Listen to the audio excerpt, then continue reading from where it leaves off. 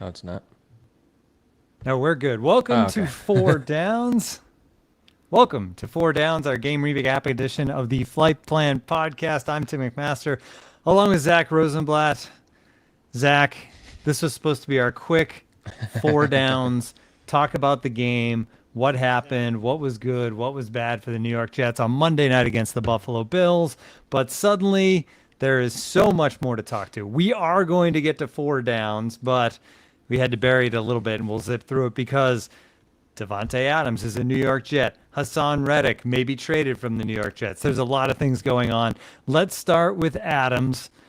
Trade is done. Interesting timing, obviously, now. This has been in the works, but after the loss on Sunday to the Bills, the Jets are now 2-4. Not a lot going the other way compared to what the Raiders initially were after. Third down pick that's conditional could move up to a second round pick if Davante Adams is an all-pro this year, which, considering the time that he has already lost this season, seems unlikely. So just dive into this. Was there a chance in your mind after the game last night that the Jets back out of this thing?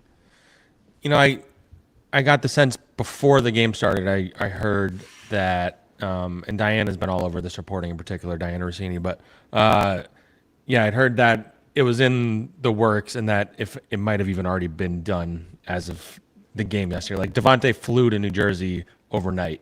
I think he took a red-eye flight. So I think it was regardless of the outcome. I was curious if it had been an even worse loss, like what Woody would have felt.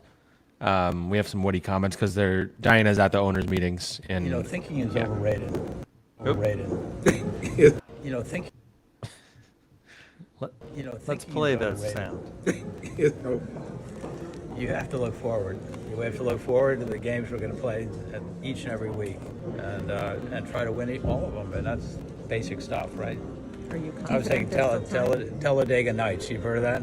Yeah. Remember that one scene? He said, "You're not a thinker. You're a driver." Yeah. Right? And a lot of times it is. You just have to go with your instinct and what's the best thing to build a team and build a winning team and most importantly, build a culture of winning. And I think, based on what I saw yesterday, I think we're starting.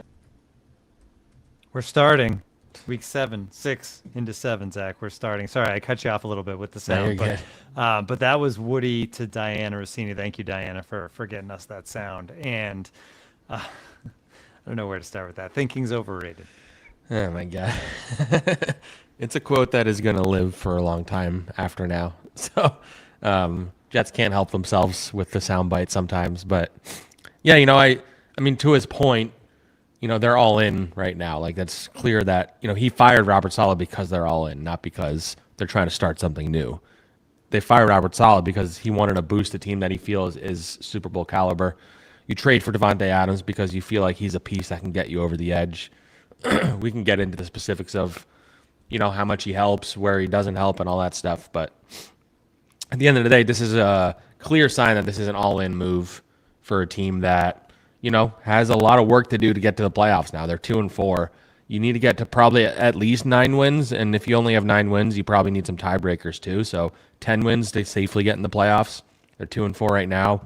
That is not an easy task. That is 7 or 8 wins in 11 games, and this is not a team that has shown an ability to win those games. And how much Davante can impact that. He can impact it in certain ways quite a bit. You look at last night's game, which we're going to get into. Like, I don't want to step on it too much, but, Mike Williams runs the wrong route on the interception at the end of the game.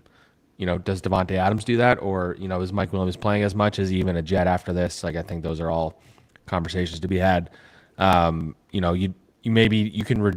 Lazard had a good game last night, but he's going to mix in some really bad drops. I think reducing his role to a degree is not the worst thing either.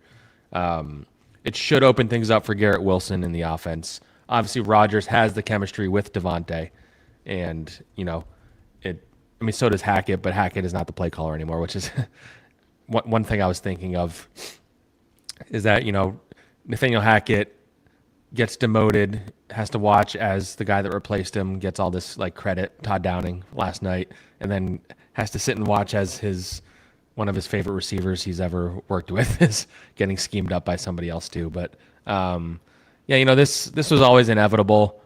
I don't think they gave up a whole lot for a guy that, is really, really good. There are people in that building who think Davante Adams is still the best receiver in the NFL. I don't know that I believe that to that degree, but when he's healthy, he's a top 10 receiver for sure. And Garrett Wilson has top 10 talent, and he started to play like it the last couple weeks. Like, this should elevate the offense, but as you and I have texted about as this whole conversation was happening, like, Davante Adams isn't going to fix the O-line, and he's not going to fix the D-line. That doesn't mean you shouldn't go out and get him and that he's not going to enhance their offense or the ceiling, but, this is a team that's 2-4, and they're coming off a game where they had 2 100-yard receivers and they still lost. Like, plug in Davante for Allen Lazard there getting 100 yards, and, I don't know. I mean, I know one of those 100-yard receivers, half of it was a Hail Mary, which you can't count on that every week, but so I don't think I feel any – I wouldn't say I feel significantly better about their chances of going on a run here. I feel better about it, but I still have a lot of concerns coming out of that game. Mainly the same concerns we've had since before Robert Saleh was fired. I mean, sorry, it's been a long night. I didn't go to bed till like 4 a.m. But yeah, so just a wild week, wild capper to a week that is not over. This started a week ago when I'm obviously standing around in Paris and the Jets fire Robert Saleh, to where we're sitting here now coming off a bad loss. Hassan Reddick is permission to seek a trade. He fired his agent a few days ago. He hired Drew Rosenhaus. Now they're letting him seek a trade for a short window, as Diana reported.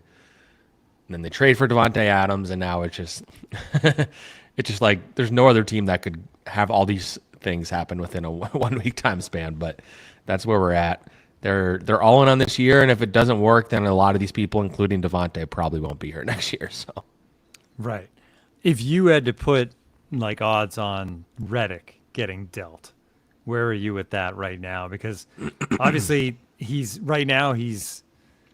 just there. They're not getting anything positive of him, but he's not technically hurting the salary cap because of the way things are. So, I mean, trading him can only help unless you pick up the salary, right? Because then it suddenly counts against you. So they almost have to deal him and have whoever they deal him to pick up the contract. Yeah, I mean, that's a good point. Unless they wanted to get a better pick out of it, but I can't imagine that would be. I think the priority would probably be saving money in that scenario. But I mean, I think there's still because of the Drew Rosenhaus switch, and I don't know the definition of this window, like what exactly it means, like however long this goes for. I believe it'll probably be another day is the window they're giving him to talk to other teams.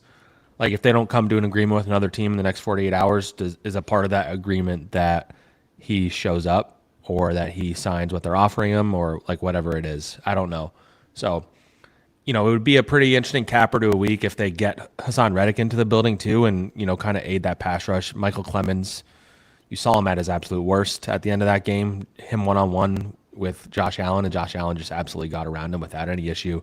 Deion Dawkins talking shit about him after the game again, and Deion kind of earned that shit talking against Michael Clemens at the very least.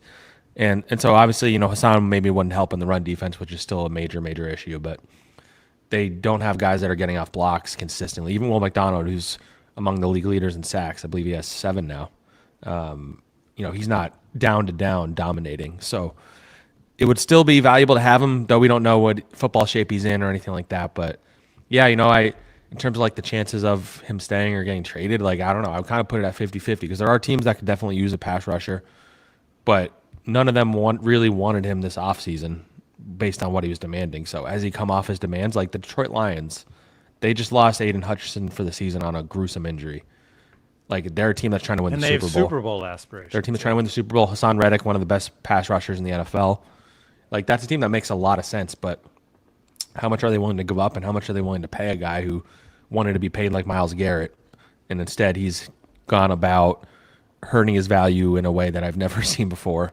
He makes Le'Veon Bell look like a smart businessman based on by comparison. Like he's just tanked his value to a point that I wonder if that's why, Drew Rosenhaus is in the mix now. He's like, all right, I need to salvage whatever is left of my reputation. So, and that's in addition to a New York Post story that came out about him that was not exactly, painting a positive light on him. But yeah, it does.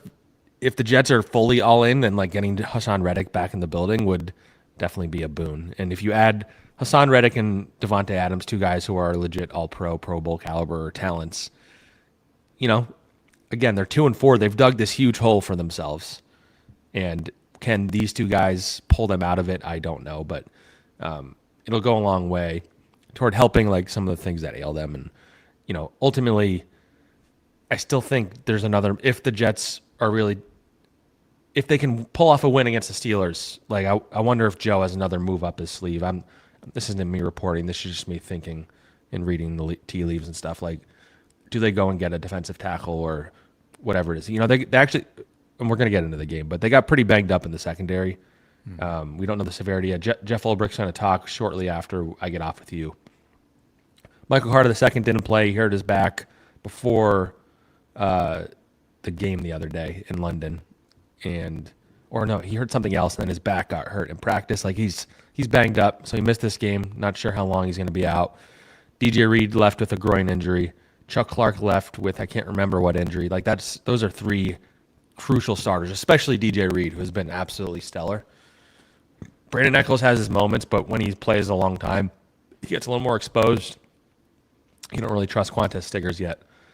So on the back end, they have some injury concerns, but yeah. Anyway, long-winded way to say like they need to stop the run better, and I don't know how they go about doing that, but that's one of the big issues going forward is that. And this offense, it looked pretty good yesterday for the most part. Here, I'm not going to step on it too much, and that's why I think adding to Davante, like the ceiling is definitely raised. You would think they would have a better ability to finish drives in the red zone, to throw the ball down the field, get Garrett Wilson wide open, all that kind of stuff. But this also has the ability, like if they get Davante now, and then if they go and lose to the Steelers, or if Davante's not ready to play and they go and lose to the Steelers, like 2-4 is a big hole, but 2-5 is pretty difficult to overcome for a team that has not giving us any reason to believe they can do it. So there's a lot at stake here, and that's kind of why you make this trade. The timing it's easy to make fun of the Jets, like if you look at it from a national perspective, which everybody's doing, because went and got Aaron Rodgers' buddy after a bad loss.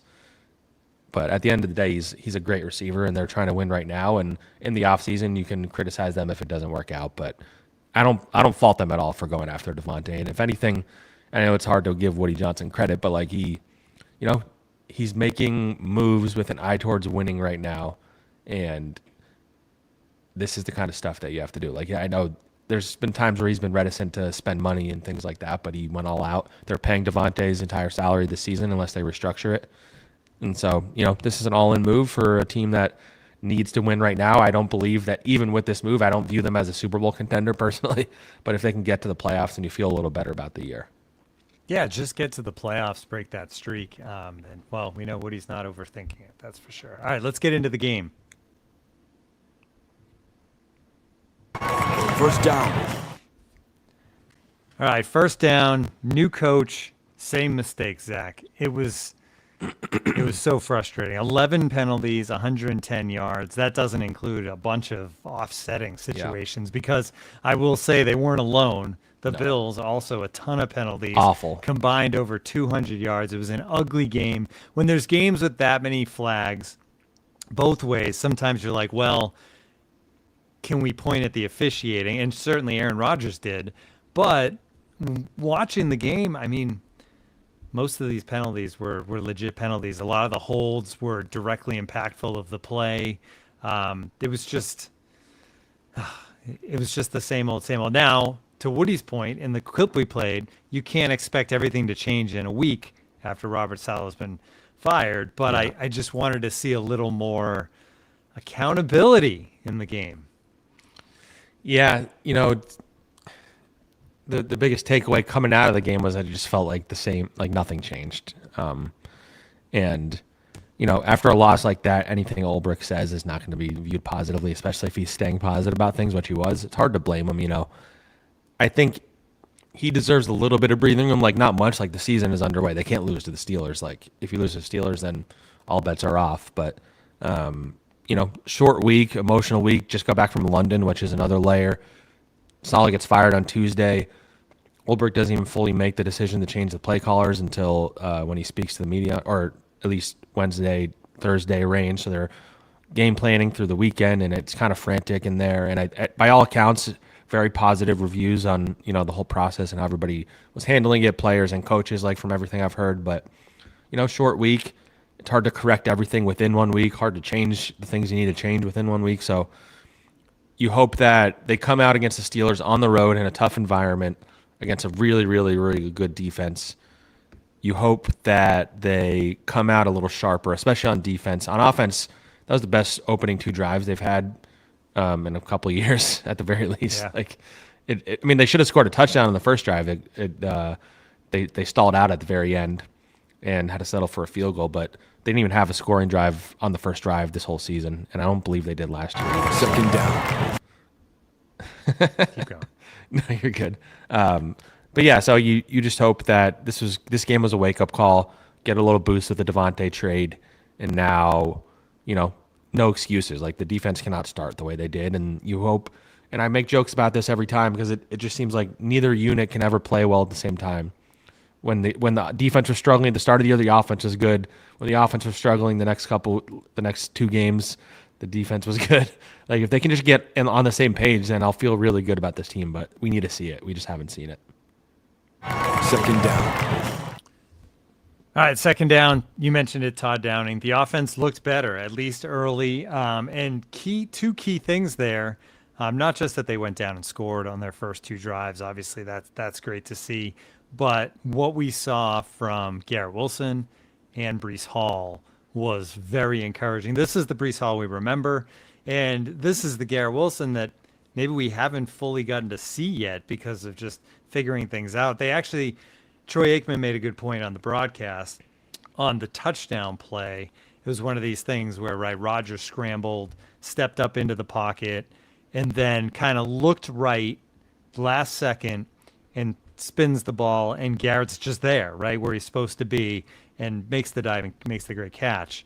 But Garrett was where he was supposed to be, and this is what Aaron Rodgers thrives in, right? Where he can kind of move around, scramble, whip his head around because he knows somebody's supposed to be cutting, and there's Garrett Wilson. That was really encouraging. Yeah, absolutely. I was hoping that last week in London wasn't an anomaly for Garrett because they were force feeding him. It felt more natural. I think Aaron even said on Mac if he thought that this was even a better performance from him. This felt like a more natural, like he was getting the ball, making plays after the catch. Aaron was finding him in the right spots. I think I saw some. And we're going to get into Downing, but like the routes that they were calling for Garrett, I think were better. There was a lot of quick slants and just ways to get him the ball quickly instead of these long developing routes that have been a disaster for this team as long as Hackett's been the OC. So Garrett definitely encouraging. I think, and we've talked about this, I think the bigger concern I had was Breece. Like, we needed to see him get back to his old self, and he definitely is on his way there. He still left some plays out there. He had that like 42-yard run that he should have finished out with a touchdown. When you have Breece Hall one-on-one with the safety at the end, he's got to score that, and he said that himself. But this was highly encouraging. The running game was really good. The run blocking was much better, which is a big part of it. I saw PFF had John Simpson with like a 95 overall grade, and I think a lot of that was run blocking. Didn't give up pressure. The interior guys were really good. Tyron Smith, and that's a topic either for this pod or a future one, he did not look very good. Pass blocking at the very least. And there was some he had a bad penalty on a Braylon Allen run that negated a touchdown holding. But yeah, Breece and Garrett are going to be the engines of this offense, and now you add Davante in the mix. But still, at the end of the day, I still believe it's Garrett and Breece because they're so dynamic with the ball in their hands. Davante's an amazing route runner and pass catcher, but he's not like explosive in the way that Garrett Wilson is or agile in the way that he is. So you want to keep feeding them while incorporating Davante in the offense, which it's going to be very interesting to see how they do that and whether they trade Mike Williams or if he's relegated to like a deep backup role or Malachi Corley ever sees the field or anything like that. But Garrett and Breece, that's definitely the most highly encouraging thing to come out of that game, I would say. On top of Rodgers playing well, I should say. Yeah, the red zone obviously was a problem, 1 of 4. But you said it. They run it in on one play. Tyron Smith, there's a hold. He doesn't get in. Then there's the play where Breece should have scored and didn't, get it there. And it was a night with the wind blowing the way it was that 1 of 4 in the red zone as far as scoring touchdowns goes was extra bad. Yeah. Because they go ahead and Zerline doinks both field goal posts. And that's the difference. Yeah. Yeah, the Greg Zuerlein is a topic that the Jets, it seems like, are trying to avoid discussing. They keep talking about they're not worried at all. I think he has a history in his career of having a couple of great years and then kind of fading. And he has not been good dating back to the preseason. There was a preseason game where he missed a 30-something yarder, and he just not seemed like the Greg Zuerlein you're used to. And those points cost them dearly. And ultimately, they need to be scoring touchdowns. They shouldn't even, as Garrett Wilson said, you don't even be in a position to have to go for 3. Like, you want to score 7. So Zuerlein's a concern. I don't know two losses directly to Zuerlein. Yeah, totally, 100% you can. And I mean, I think they're paying him more than the minimum, so maybe I don't know if there's money related to it, but if the word of the week and the word of the month is accountability, like Greg Zuerlein's the easiest one to point a finger at right now that you can change and everybody would understand it. Like I get it because he's been so good for them for the previous 2 years, but yeah, he's not looked like himself, and for all the foresight the Jets are trying to have to attack these problems like that Woody Johnson is before it gets worse. I don't know. I would at least bring in some competition at kicker on the practice squad, and I know, if Greg Zuerlein has the yips, that doesn't do a lot for him, but you need to have a backup plan because you can't afford to lose these. They're going to have a lot of close games. There's some good teams on the schedule coming up. Steelers this week, Texans 2 weeks from now. Some teams that don't look as good that will wind up being close games. I imagine like the Seahawks or like the Dolphins, like teams you're counting out are probably going to play better than you're anticipating because the Jets either play down to or up to their opponents. So, so Zuerlein's one of the bigger concerns coming out of these first 6 games. All right. Third down. Aaron Rodgers. Good. You said it. He played well. There was the Hail Mary, which to me pads the stat. Everybody's like, he's the greatest Hail Mary thrower of all time. Like, what does that mean? Like, you threw the ball up and somebody luckily came down with it. There is some skill involved with the way he does it, I'll say, yeah. Yeah, he throws it way up in the air. Yeah. I'll say that the height. And yes, he does. He creates the right amount of time. He gets it there. But failed late again, right? For the 3rd straight week, he had the ball late in the 4th quarter, chance to win the game, and the Jets lose the game.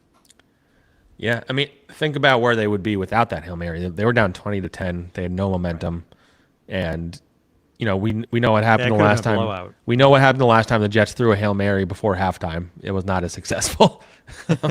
Tim Boyle, R.I.P. But they go in the locker room with the momentum, and as Jeff Ulbrich said, you hope to build on that, and they just didn't. And the offense kept stalling in the red zone. They had to miss field goals.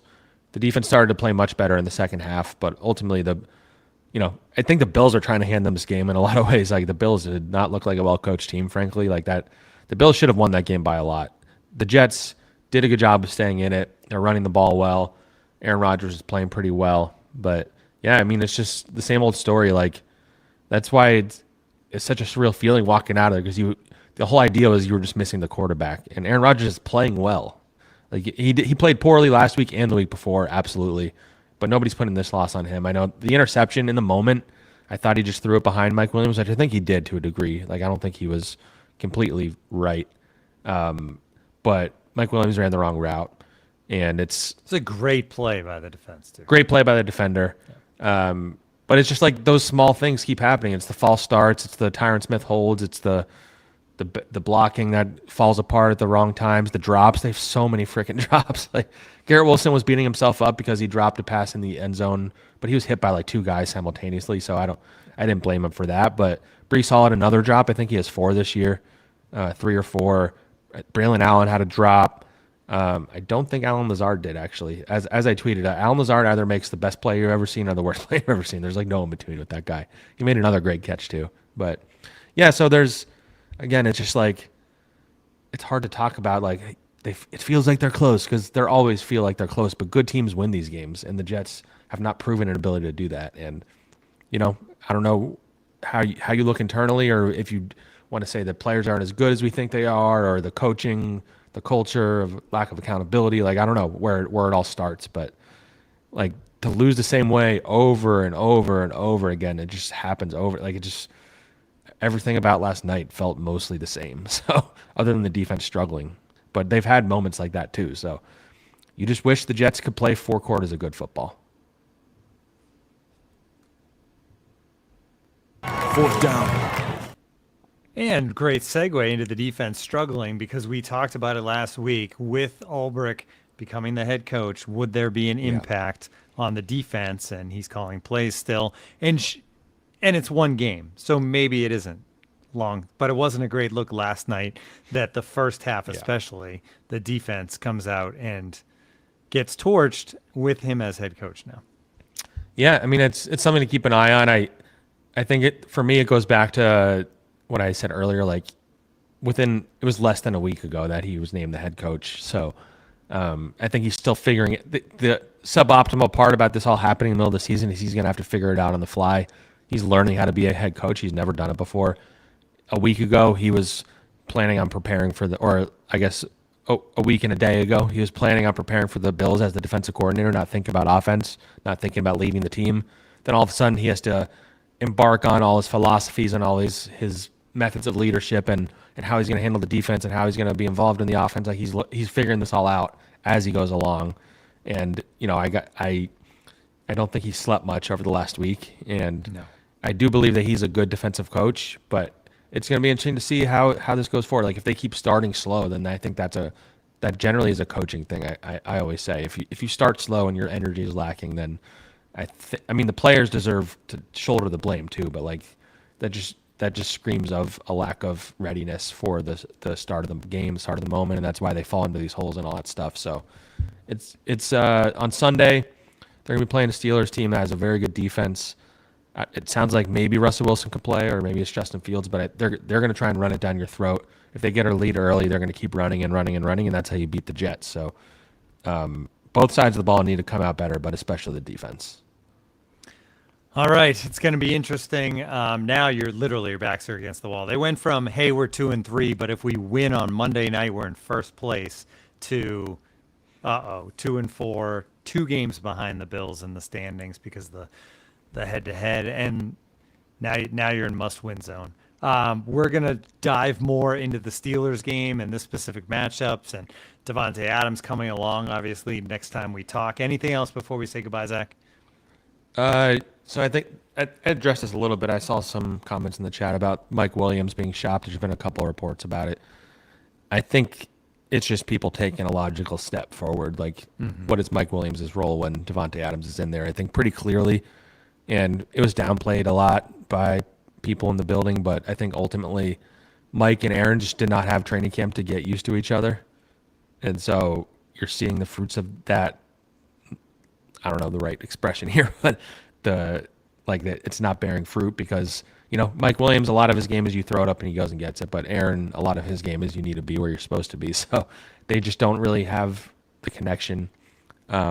I think Mike Williams is a good player. He is coming off an ACL, so there was always concern about what he would look like. He hasn't looked like the Mike Williams of old, but he still can make plays. So I am curious to see if another team gets him. I don't think the Jets should be rushing to get talent out of the building at wide receiver because we've seen how quickly guys can get hurt or guys can fail to live up to their potential, their talent or whatever. So I wouldn't rush him out of the building necessarily, but it's logical that they would look to trade him, and that will go down as a signing that wasn't particularly good, frankly. And this is a topic for maybe the pod later in the week, but you can look at Joe Douglas's offseason, and so far it's not looking very good. If you look at Mike Williams, Tyron Smith, Malachi Corley, Olu, I'm not faulting him for that yet, but yeah, so I think that's something to review going forward if this group doesn't start playing better free agency wise. All right, we will be back later in the week to talk more about this team and get you ready for the Steelers. Thanks for tuning in. Sorry for a few glitches along the way here, and we'll talk to you again soon.